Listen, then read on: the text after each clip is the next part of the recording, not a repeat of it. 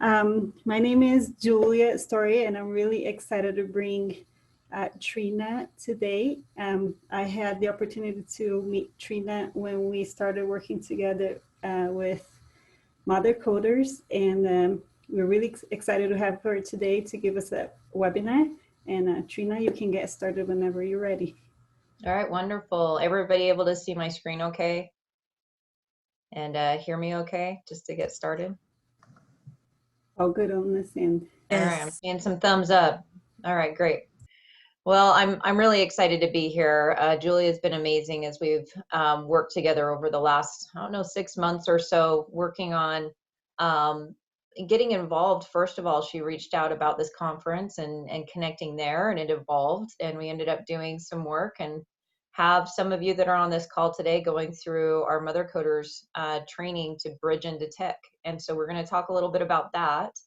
But also some of the other work that my company RizeNext does as far as women in leadership, women in technology, and just overall diversity education and training. And so I was going to focus on a few different aspects today in some of those areas. So excited to be here and speaking with all of you.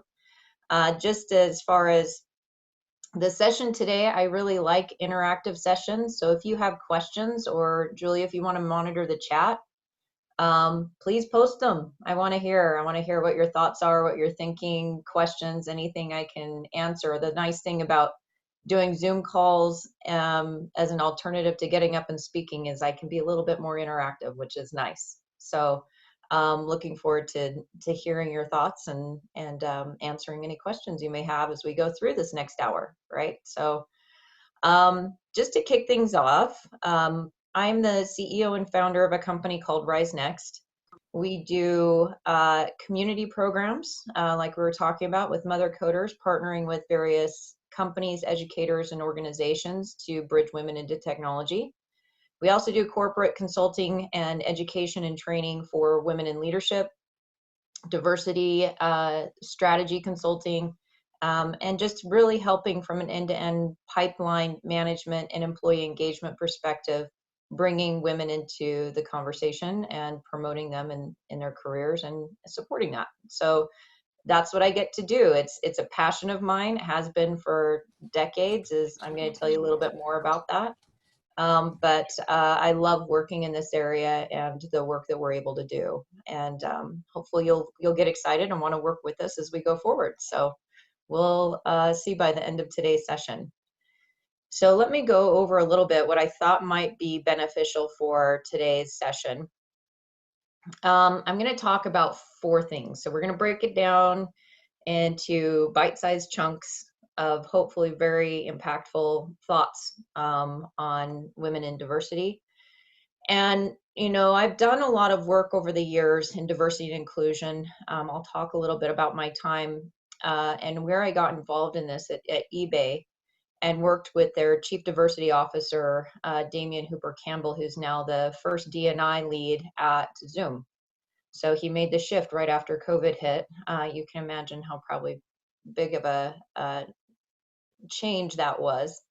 But I learned a lot through my time and experience working in diversity and inclusion. And one thing that really has hit me the most is it's not about needing a D&I officer. It's more of you need each employee to act as a D&I officer. And each one of us has a role and responsibility in impacting change and can do that and are empowered to do that. And hopefully today give you some of the thoughts and thinking and challenged on things that you could impact from a D&I perspective and get involved in whatever's most meaningful to you, whether it's race, gender, sexual orientation. There's so much need out there from a diversity and inclusion standpoint that it really takes everyone being active and aware and involved in the work. So I'm going to break it down into 4 different areas. The first is, hopefully everybody's heard about the iceberg. And if not, we're going to go through the fundamentals. Maybe you can put in chat a little bit if you know what I'm talking about, or I'm completely lost. I don't even know, right? What's going on when you say, what is the iceberg? So we're going to talk a little bit about that. I'm actually going to bring up the chat here so I can see it if anything comes in. And okay, so we've got I haven't heard of it. Some of you may have, but we're gonna talk a little bit about that. I'm gonna do a little bit of intro about me and my background and how I ended up here that will hopefully relate into why this is so meaningful for me. And then talk about women in leadership and then women in technology. Both very critical things for me to that I'm working on, and my team and company are working on actively to help develop and change and make an impact there. We're going to tell you about how we do that and how you could get involved. So let's start with just a little bit about me. I often am asked, I've had a very, very long career in technology. So I've been in the tech industry for 26 years. And I get asked a lot, how did you get into tech? Where we have this lack of women in technology, what was maybe different for you than others that came into the field, and can you kind of tell us that? And I spoke last year at Code to Success, which is I don't know if you've heard of it, but Utah statewide and now kind of broader, getting more high school students into technology and coding. And I'm like, okay, how can I make this interesting? Talking about my journey and thinking back to my youth and what was really the beginnings of it for me. And I had to say it came back to the goats. So I'm a Utah girl. I was born and raised in Utah and grew up on kind of rural farms, not huge, massive farms, but we had goats and chickens and cows and turkeys and things like this. And so I had this environment that kind of bred some creativity and analytical thinking at a very young age. So one of those is my brothers and sisters and I. So I grew up in a family of 10 kids. And my brothers and sisters and I would get together and we'd be like, okay, we're bored. What are we going to do? And we'd make up these games. And one of the games we made up was Milk Goat Wars. And I don't know if anybody's going to understand what that is, but you'd pick up a goat and it's kind of like a water gun fight, but you would pick up a goat and then you'd squirt your brother or sister with your goat and then you chase each other around and we get into these wars. So we were really creative in our upbringing and how we played, which I think bred some creativity later on in my life as I got into designing and building systems. And then I was also very analytic with these goats. So what I would do is I would take a goat. We had this goat named Casper the Unfriendly Goat. And we would put my little brother in a wagon behind the goat and tie him to it. And then I'd smack the goat and see how long it would take for my brother to fall out of the wagon. And so this was my way of becoming very analytical because I would do it over and over and over again. And I would measure from when he would fall and what the variance would be. And I would do these, tests on my little brother all the time. He probably owes his career in IT to me because he's now an IT director. So this was probably very, very much part of his growth as well, being part of this process. So it was, a pretty fun environment. But I also found that I really loved fashion. And, my mom would catch me in the dress up clothes at school all the time. Like I just loved it. But I also loved engineering. And I had this mix of fashion and engineering show up at an early age where I found my Barbies got really bored sitting in the Barbie house. They just did not like being in the Barbie house. It was like, okay, I've put on enough clothes and I've decorated enough times. I got to get out, right? So my parents had done this incredible thing of giving me an erector set. And I was able to build motorized cars for my Barbies. So I didn't have the pink Corvette. but I did build cars and put my Barbies in the cars and drove them around. So that was kind of an early stage, probably an idea of I was going to be heading into more engineering type roles as I got older. And so, you know, there was just these experiences I grew up that I recognized were probably like a little bit leaning towards you're probably going to move to an engineering role. There wasn't computer science, but it was at that point. I definitely loved engineering and design. So as I got older and I found myself in a situation when I was 18, I wrecked my light blue Chevy Malibu into a parked car. And due to this and some other traffic violations, lost my driver's license and actually was riding my little brother's bike to a fast food restaurant called Vittles. Not the highlight of my life, and was kind of like the point where I was recognizing I cannot live this life. I'd grown up in a very financially challenged environment. There was times we were on welfare and just didn't have the financial means to get into college, but I knew an education was my path to a future.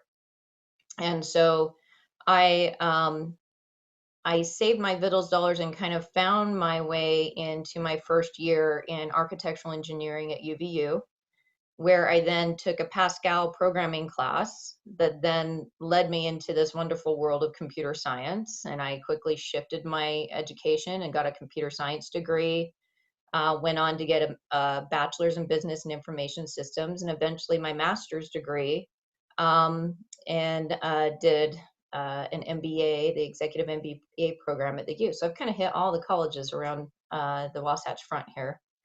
And just love to learn. And my work started coming along with that because I worked full-time all the way from college till now. I've worked full-time since I was 15. So just learning and education and work and all of that has just built this amazing career for me over the years.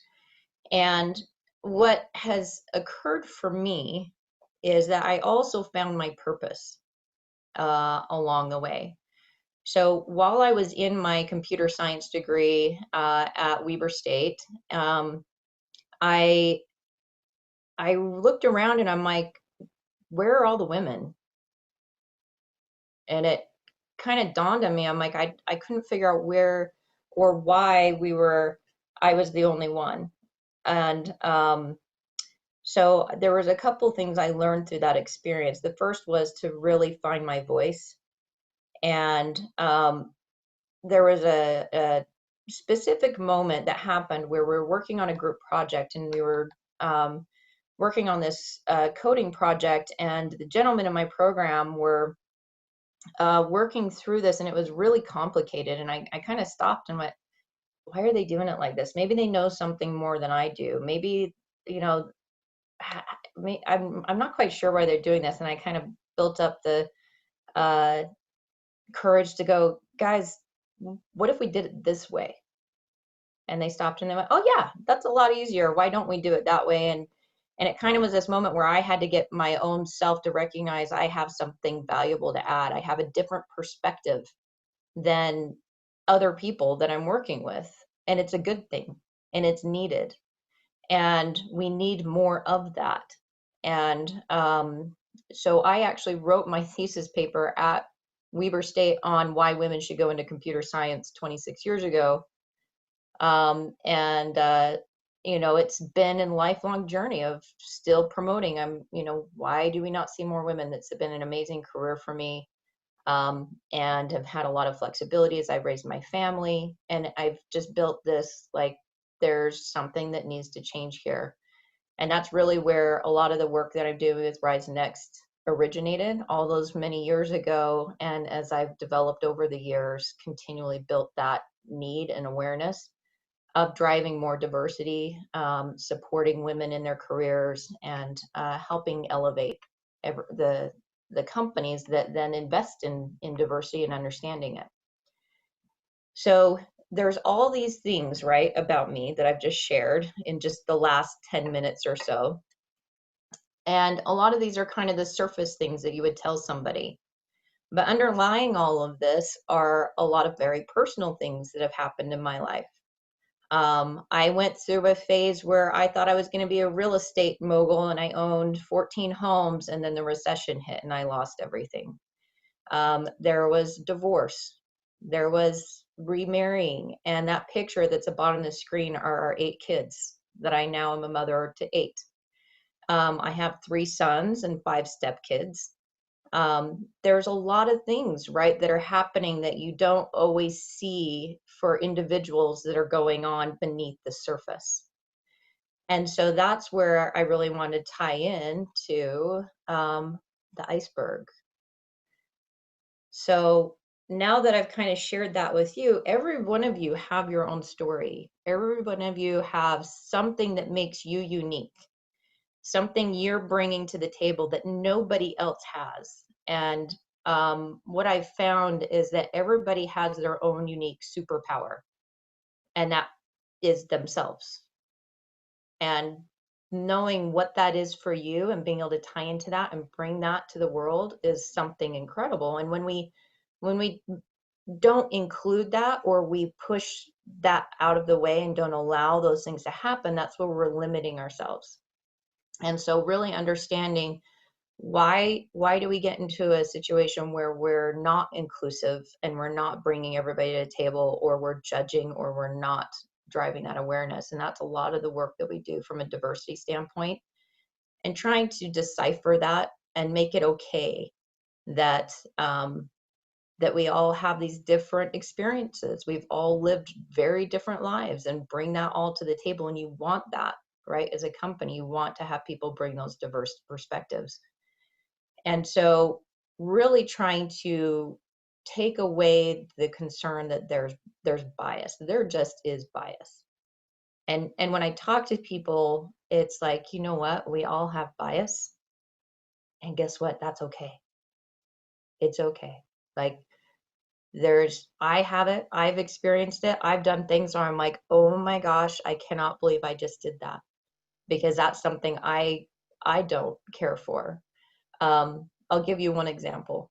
So my husband's company was up for an award, and it had been growing quite quickly, and hadn't seen a lot of the employees before.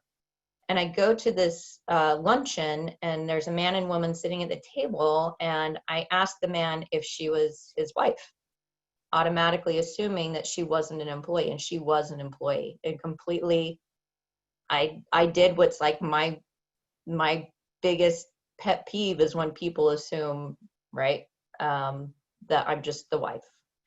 And so, we all have them. We all have these things that just, whether it's society or upbringing or whatever it is, gets in the way of us truly understanding. And when it happens, the importance is to recognize it, interrupt it, and shift it.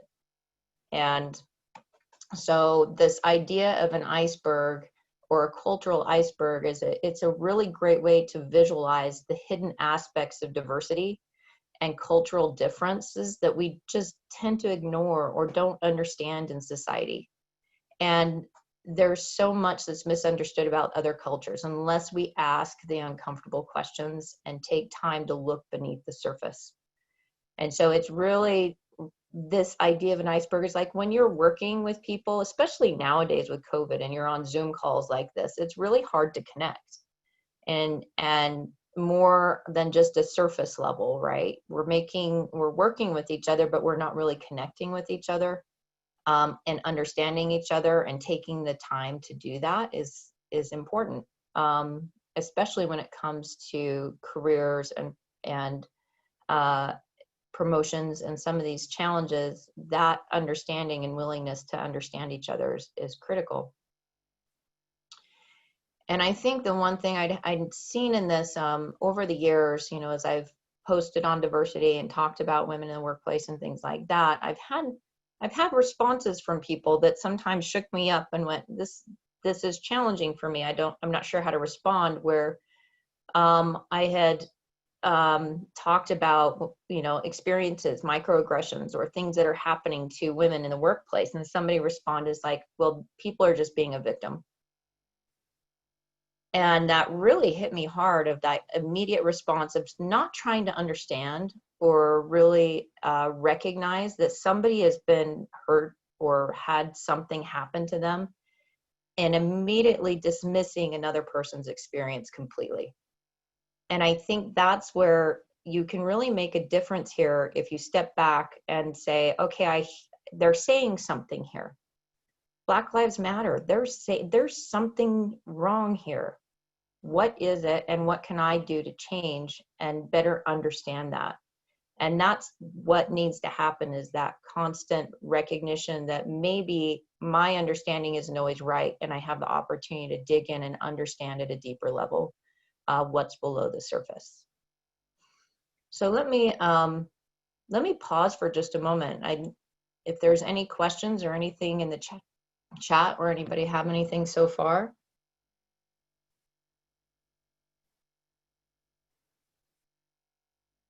Okay. I'll leave time at the end of the presentation as well. If there's things that are coming up, feel free to put them in the chat, or bring them up at the end of the presentation as well. So one of the ways to be able to understand this cultural iceberg is to look at, you've got this surface culture, right? When we're interacting with each other, we're kind of at the surface. I know what you look like. I know what language you speak. Sometimes I might understand what your interests are at a high level, from an arts, literature, religion, what music you like, how you dress, right? You're making little judgments all the time, and understanding each other that way. Things that bring us in common or have common connections, right? Those are easily identifiable and kind of that surface culture. Then you get down into this awareness that's the deeper, below the iceberg level. All these things, and this isn't even everything. You can't fit it probably on a page, all of the things that really make us who we are and make us unique, that are different, and that impact our decisions, impact our responses. There are these invisible cultural items that drive each one of us and creates us different and makes us different. And the key here is to recognize that. I'm not saying everybody needs to go and take a list and check off everything about everybody on, like, all of these things. Some people you could probably hit a lot of these and really understand, but you can't understand everything, right? But there's this understanding that somebody might be reacting a certain way because of some type of prior experience or response they've had. And an understanding and just awareness of that is the key. How they were raised, the challenges they went through, the things that happened to them, change and alter perspectives as you go through life. And so it's really building that cultural competence that allows you to kind of pull back from your judgments and open your mindsets, and trying to really understand somebody differently, and understanding that there's a lot more here than probably meets the eye.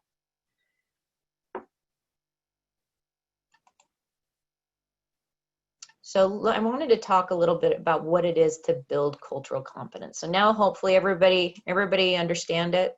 If you hadn't heard of it, and I appreciate those that have put that in the chat, hopefully that creates some awareness when somebody's talking about the iceberg, or trying to understand something that you can't see everything. You're getting just such a small amount when you're interacting with somebody.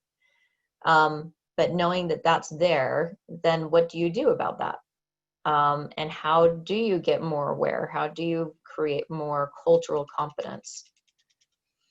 And the first and most important ingredient is to have self-knowledge. Like I said, the first thing for me, and when I run into a situation where I'm like, oh my gosh, I can't believe I did that, at least I was aware of it. It's not like a beat myself up about it, but I was aware of that experience and what I did that was wrong, and I can correct it and maybe not do it the next time. And also, one of the great things that I had started to learn and have this opportunity is recognizing everybody's cultural differences and celebrating those. And really starting to trying to understand. And I had an example of this. So while I was at eBay, I managed a large DevOps team in the technology groups. And for years, I'd had a lot of different cultural backgrounds and been managing to those, but I really hadn't dug into listen or understand or get involved. And so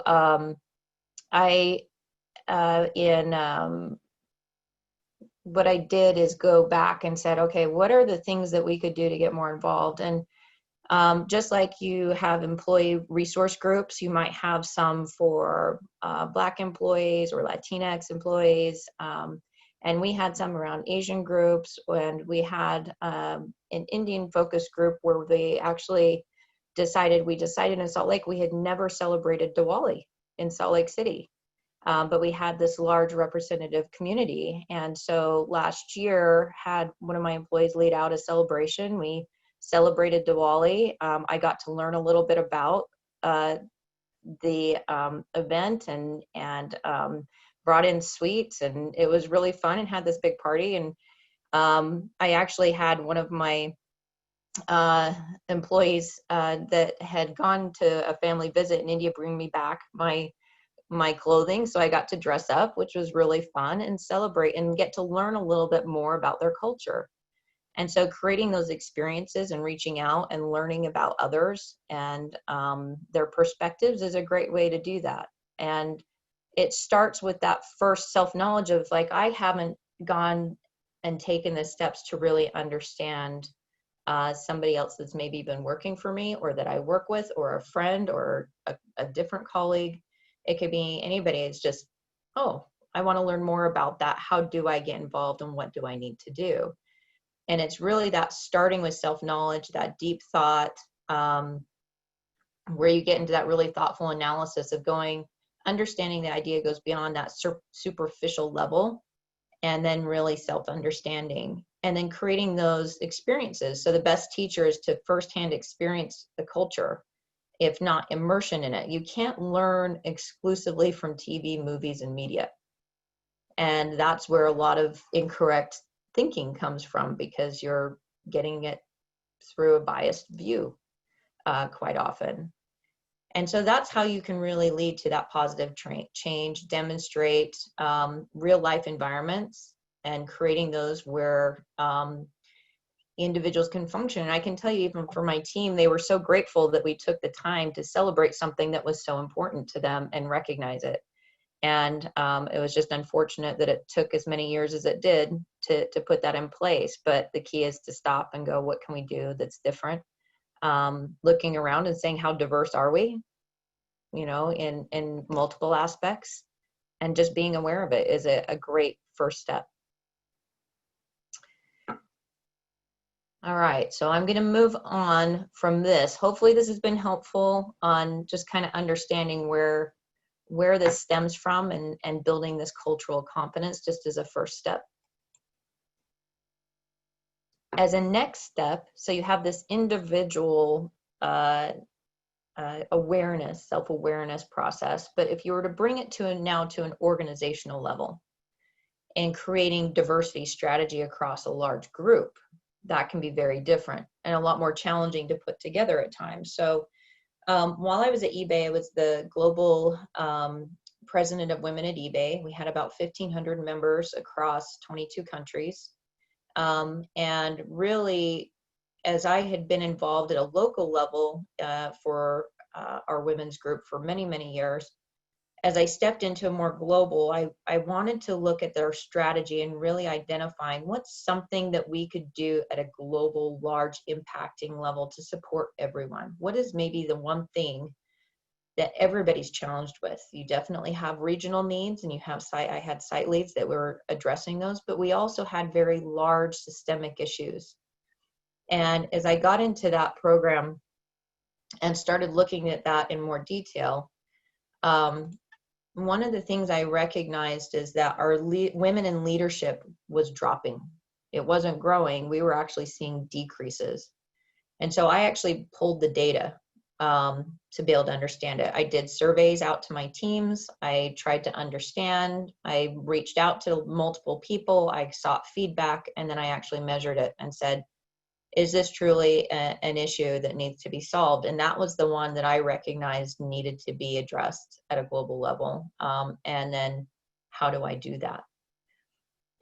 So there's 4 kind of key steps, I would say, at a high level in order to approach any type of change impact from a diversity standpoint.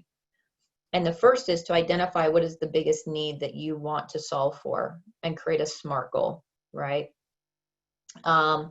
And make sure that it's one that everybody is aligned to. You've got leadership buy-in behind it. Everybody's saying, yes, we know that it's important to get more women in leadership. And so setting a goal to say, we want to increase that by 5% by the end of 2020. Now, how do I do that? Right? Because I've talked to a lot of companies that are like, we want to have 30% women in our employee base and in our leadership teams, but then how? How do I actually do that? Right? And so breaking it down into kind of 4 steps. You identify what it is you want to achieve. You do need to measure people on it. Identifying with leaders that what is your diversity currently at? How many people are you going to hire into diverse roles? And then measuring them to it and really making it something that is important as your company culture to then make that shift. And so we had come up with, this was a goal, and I had learned this through, I'd done some coursework out at Harvard and their business strategy. And I actually said, I'm going to take this and use it for diversity strategy, and worked with the professors there on it. So this is where this all came from. And really looked at it from, it needs to drive company growth and productivity. It's not just about it because it's a good, nice thing to do. It really does drive growth, and it does drive productivity within the company, which then leads to higher earnings. That's where, I don't know if everybody's heard the stat that typical companies with higher diversity rates have 15% higher earnings. And it's because of all those things we talked about. Our unique experiences and innovation and creativity comes when you have more diversity. And if you can tap into that, you're more successful. So that's the why this is important. Multiple reasons, right? So really saying, okay, we want to drive growth and we want to drive productivity. What are the things that we could do to help drive growth? Well, we want to expand our membership. We want to increase our participation. We want to maximize the time that we're spending because it's really, especially in an employee resource group, it can be really demanding. You're basically working 2 jobs. How do you maximize those hours so that you're getting the most out of them? And then from a productivity, you want to be hiring, promoting, and expanding leadership support to be able to make sure this all comes together. And then who are we doing it for? Who are we impacting? We're impacting our members, we're impacting leadership, our local and global communities, and then you can drive it down to, okay, what do we need to do at a tactical level from there? And how do we educate people? So there's a lot to think about, and I'm going through this very quickly, but more than happy to talk through anybody on it. And I've actually got an article I've linked to here, and I'll get Julia the details on my website at RizeNext.com if anybody wants to look at this further. But really trying to drive large change takes everybody. And that's what I wanted to talk about a little bit next. And women in leadership. So as I put together my strategy and I was saying, okay, we want to have more women in leadership. What is it, the initiatives that I've got to launch in order to do that? And at the time I had been reading a book called How Women Rise. I don't know if anybody has read that book. If you haven't, you should, men and women. And in this book, it has 12 skills that as an individual you can develop that help you become a better leader. And about 8 years ago, my management team that I was on had decided to hand out this book to everybody called What Got You Here Won't Get You There. I don't know if anybody's seen that. or read that book, but I read it and it was like, well, this doesn't really resonate for me. I don't know what the big deal, but all of my male counterparts were like, oh, this is so great. And we love this book. And Marshall Goldsmith, who was the author, they just loved it. But I was just like, yeah, that's all right. Okay. Well, what Marshall recognized a few years ago is that he actually wrote that book with bias because everybody he interviewed was male. And guess what? Women are different. I don't know if anybody knew that, but just in case you didn't, women are different and we have different traits, different abilities. That's why it is different. And he went, oh, well, maybe I need to reach out and find somebody that has some expertise in women in leadership because this really doesn't resonate and it doesn't apply to women. Things like you need to not talk about yourself too much. Guess what? Women don't talk about themselves enough, right? Watching your anger and your emotions. Well, that's not typical trait for women. So there was this difference in the traits that we typically have. And so this really resonated for me, saying this is one thing we could do across our organization is really put together a really strong leadership development program. But there was something missing. I recognized that book only focuses on the women, but that's not the whole picture or the full problem. So you can't move the needle on women in leadership one-sided. You can't say, oh, go focus on all your skills and then everything's changed, because there's a counterpart to this, which is our leadership teams, both male and female, and making sure they're also developing on how to best engage their female employees. And so by having both these aspects, not just the focusing on women, but also focusing on your leadership teams and what it takes to really invest and understand how to better lead all different aspects of people, that's what's needed. So we built out a program called Rise Up Leadership. We've deployed that now, and I'm now taking that and I'm expanding it to other companies. So we've grown it, and it's been really exciting. Being able to see this shift and going, oh yeah, it's not just me, but working with my leader understanding how they can also change some of their behaviors, learning how to partner, how to be a sponsor, how to distribute the office housework so it's not all just on one person. There's a lot of things there, both from a leadership development standpoint as well as women getting into leadership, and handling both facets of that together is where you really can affect change. The exciting thing for this is we were recognized as Diversity Initiative of the Year by the New York Women in IT organization for this work. And we're excited to be continuing that and putting those leadership programs in place and broadening that out. So exciting work going on there. But for anybody interested, let me know. Happy to talk to you more about the program and the training that we do there. So let me move on, because I know we're got about 5 more minutes here, and I wanted to talk as we wrap up today a little bit about women in the workforce. So I think as I start to have conversations with a lot of companies and educators and individuals, talking about women in the workforce, just getting clear on what really is going on is a first step. So one of the first things that I think from an awareness is that 60% of women are in the Utah workforce, and most of them are mothers. So I think that sometimes they'll be like, oh, not that many women are working, and which is not the case. I think in some areas it's high as 73%. So a lot of women working. The challenge is they're not working always in the best positions that enable mothers. Or parenting, or some of the challenges that you have as a woman in the workforce. So a lot of them are very highly educated. They have 31% have a bachelor's degree or higher, but maybe they were in a field that's not as in high demand. And so they're maybe not in a position, or they're in a position, let's say right now, healthcare is really challenging, right? Where you're having to go to work every day. and very fortunate that we have those workers out putting their lives on the line right now.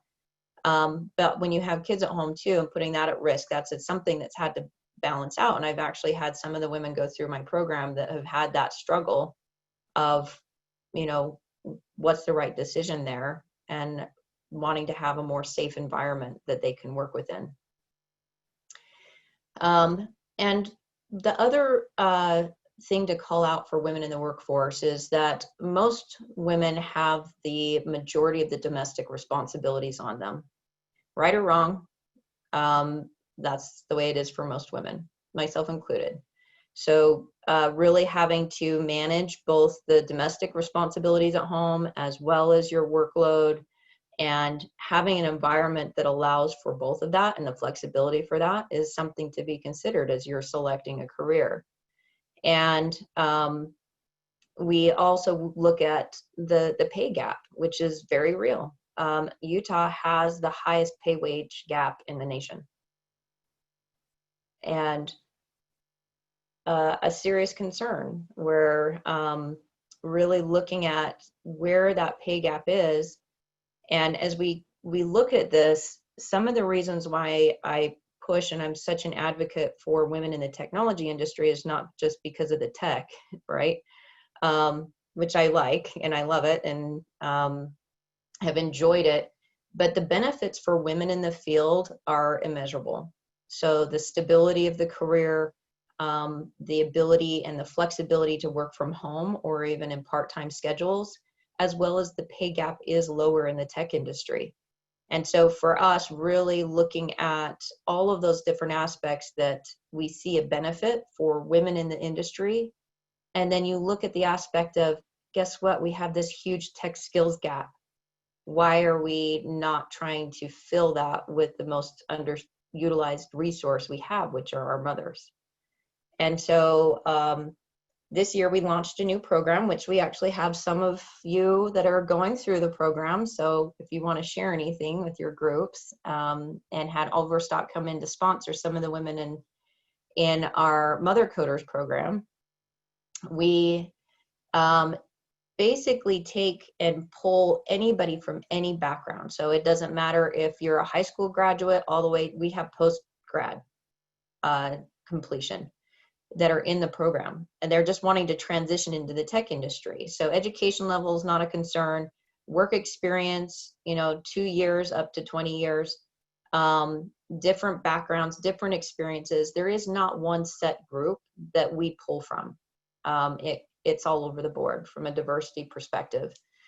And the intention of this program, though, is to really take somebody from a novice, which is, I hear the word tech.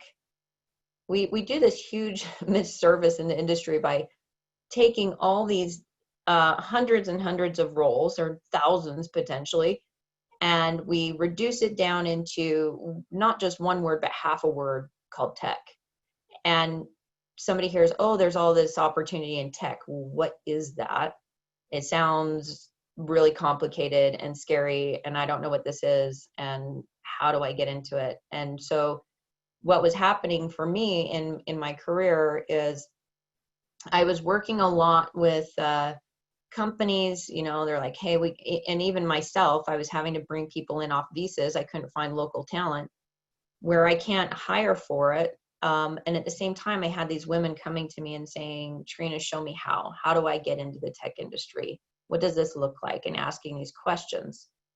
And so that's really where we're solving this gap of bridging women from being a novice up into becoming what we call a rookie, and can make a decision as far as what is their next career path. Is it coding?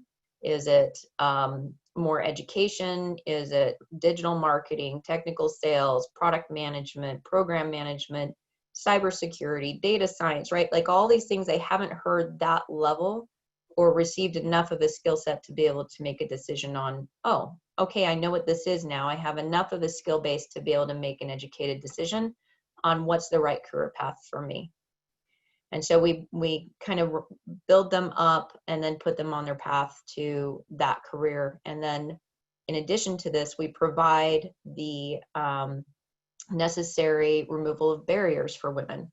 We provide childcare, we provide financial aid if needed, and then we provide a community of other women and support systems and networks that really help in building up and moving women through the program and making sure they're successful. So this has been a lot of really exciting work that we're doing, and have lots of opportunity to get involved. We're looking forward to working with Overstock going forward on it, and have had just a lot of incredible response on it. And if, like I said, we've got a few people from Overstock in the program, so if you have questions, you could probably reach out to them and get their perspectives on how that's been going as they've moved through the program as well. So just as far as impact, because this is why we really are doing it. It's not, like I said, it's not about the tech, it's about the people. And when you break it down as to why this is important, it's not just that we're working towards something because it's good. It's because it does have an economic impact. Women, when they their earnings, typically 90% of it goes back into their families and into society. And that has a huge economic uplift in addition to the social impact. So we've got 27 women in the program, both in Ogden and Lehigh right now, and they're supporting 60 children. And you think about the exponential impact for their kids. And one of the reasons why we focus on mothers is, if I'm a child and I see my mom is in technology, guess what? I have a more likelihood to end up in the technology field as well. So the downstream impacts of this, from solving the tech gap and building out a future workforce, also goes up from a development perspective. A lot of people have been involved and engaged. I've just included a few people over there on the right. We've have on the top right-hand corner, we've had Hill Air Force Base. We've had cybersecurity experts. Facebook on the bottom right has been a big sponsor of ours. Overstock, we're grateful for your support as well. We love that shirt, Code Like a Mother. That's a fun one. And was really surprised when he showed up wearing it. It was a lot of fun. But been a lot of great work and a lot of excitement. We're looking forward to continue this work going forward. So I'm going to kind of wrap it up with a couple of things. First of all is get involved. If this is hopefully spoken to anybody, or you feel like you want to get involved, and please reach out. You can either go to our website, you can text us RizeNext to 474747 and get on our distribution list so that we can let you know when things are coming up, and also can email us. However, whatever works for you. We love having the support and engagement from everyone. So with that, I'm going to kind of open it up and leave a few minutes here. Looks like we've got about 10 minutes. Let me just ask if there's any questions or anything that I can answer for anybody, as I've gone through a lot of topics really fast. So. Hey, Trina, I'm going to go ahead and ask the first question. I feel like there is culture of rewarding people that work working long hours, right? Mm-hmm. And based on your data you provided, women work less hours than men. Mm. And so how do you change this culture that you're only a good employee if you stay past 6, or you only get promoted, if you're working long hours, or to be a manager, to be a director, you do have to put in those long hours. I feel like that is a big hurdle for women, especially women with children. So how do you go about that? That is a wonderful question. I'm so glad you asked it. So I'm gonna start with, we need to change the perception. When I was really fortunate to work with a leadership team that would not reward people. They actually they would say if they were working more than 40 hours, something was wrong, because either they're faking it and they're not really working that number of hours, they're just sitting there, It's more, the measurement needs to be on results, not number of hours worked. So that's the first thing I would say. And it starts with the leadership team and really having a results focused goals and measurements, and not rewarding for hours worked. So that's the first thing I would say. And the second thing is there's also a misconception, I think, for women that if you haven't read it, read Sheryl Sandberg's Lean In, right? Because we think that, oh, if I go to that next level, I'm going to have to work harder, or I'm going to have to work more hours. Guess what? It's up to you how many hours you work. It's not necessarily, there's times, like for me, as a senior director and executive level, it can get like you have to go through the ups and downs, and you manage it within your lifestyle. And it just takes constant focus and work to be able to make sure that you're taking care of yourself and you have your priorities. I learned very early on, thank heaven, to get help. I don't have to do it all. That was another big thing. I can drop the ball. Like, I don't have to do everything I think that's necessary, and that freed up a lot of time for me to balance a lot more by just prioritizing. And the last thing I would say is really changing the perception of what we think is a productive worker, full-time or part-time. There is a very inaccurate feeling that, let's say, during a period of time in a woman's life, they may need to take care of their kids and work part-time. And that's fine. And we should support that. And the companies that figure this out and actually start to create more part-time work schedules and bring women in are going to get more stable positions, less attrition. They're going to get people that are so dedicated and productive. I had a woman that worked for me that was based out of Germany. She worked part-time. So we worked out a schedule that worked around her kids' schedule. She worked 5 hours a day, and she would just shift it so it worked when it worked for her and her kids.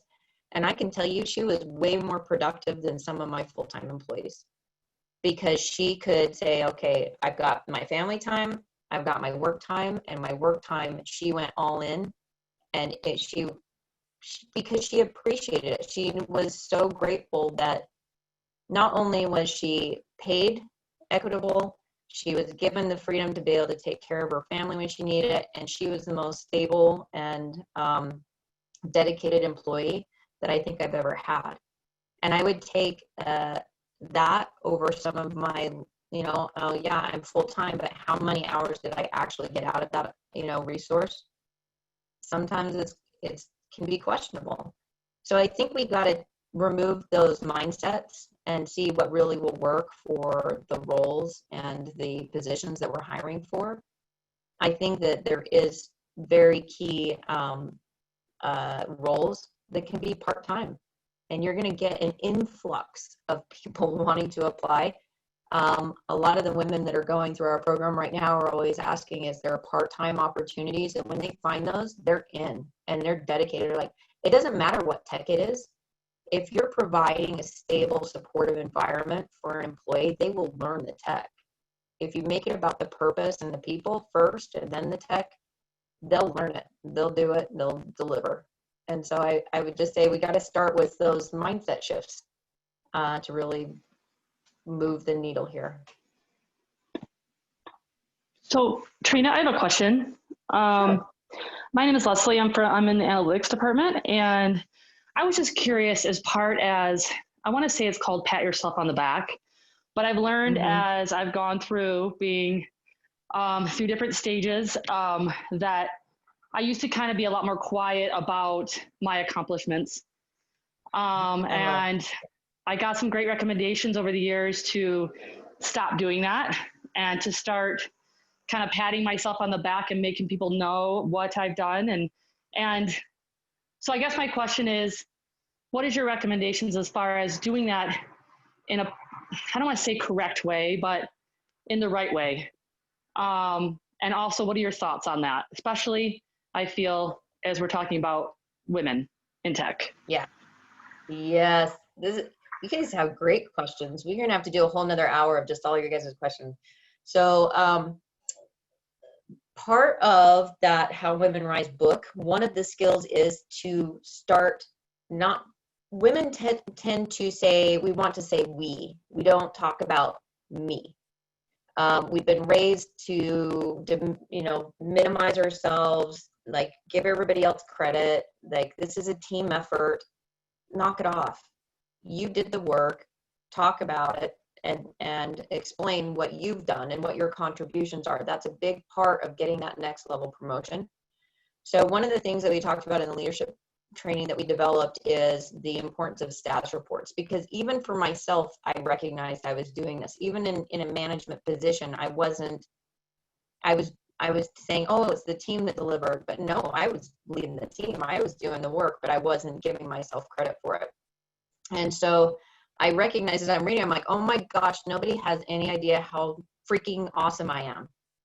And it was this big aha moment. I'm like, wow, I've done myself a disservice. I need to market myself.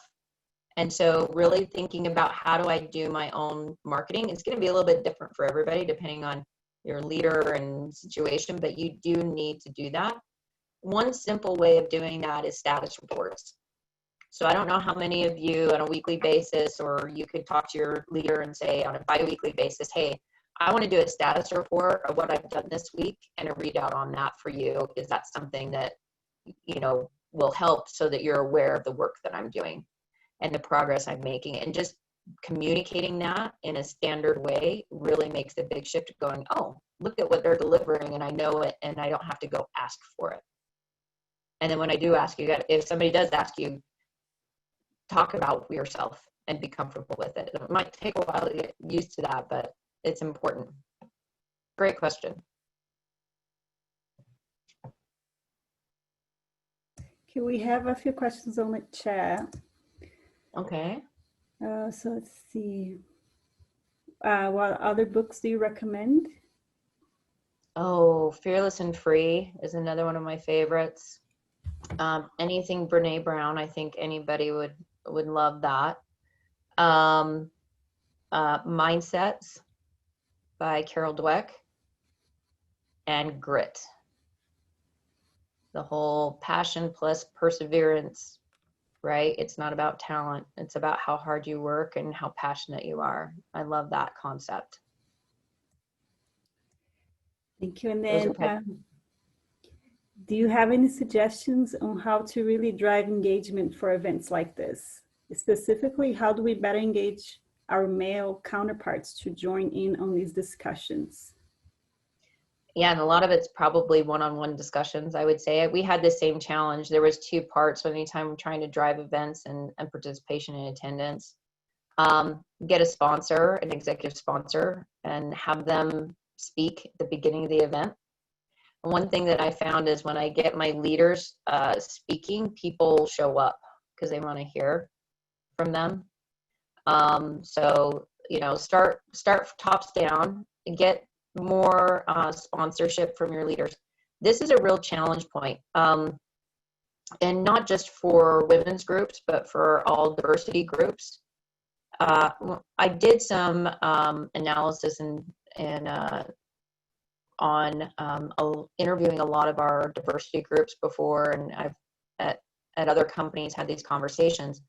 One of the biggest challenges as you set up kind of communities and employee resource groups is when you don't have the leadership involvement, it can actually be a negative rather than a positive, right? That it's supported, but it's not engaged. So really making sure that you've got leadership engagement, they understand, and a lot of times it just takes those conversations ongoing to continue to raise up the importance of it and find somebody that's willing to really be a strong advocate for the program and get other people on board. One other thing that we did is a lot of communications. So I would do communication and then another communication, continual repeated communication so people are aware. But then I would have my leadership send out topper emails that then kind of help re-emphasize the importance of it. And that kind of helped also drive engagement. But I get your question and the challenge there, definitely. Thank you. We are at time. We do have one last question, Sure. which is, what about the perception on age? Age. Yeah, I think this is one, it's the same as all other areas where you have potential bias, which is you need to create awareness that it might be happening, and then also give tactics of like, okay, if you're seeing that there's potential issues there due to age, then creating awareness and calling it out, I think, is important. We've done training before on understanding the differences. So you've got differences, male, female, racial, cultural differences, all of these different things, but you also have age. So as a leader, becoming more and more aware of like different generations and how they work or don't work or like to work. You have to create those types of leadership development opportunities so that it's understood, and understanding the differences between them, and then how to manage and lead to those. I think it would be a benefit. I've seen a few of those out there as well. Okay, thanks, Trina. I think we're gonna wrap up. We're like 3 minutes over. This has been amazing. And we have recorded this session, and I'll share with you and with the rest of the company. We had close to 80 participants today. Wonderful. Amazing. We're really excited to have this relationship going forward. Absolutely. Thank you so much for the time. I love being here. Okay, thank you. All right. Take care. Bye. Bye-bye.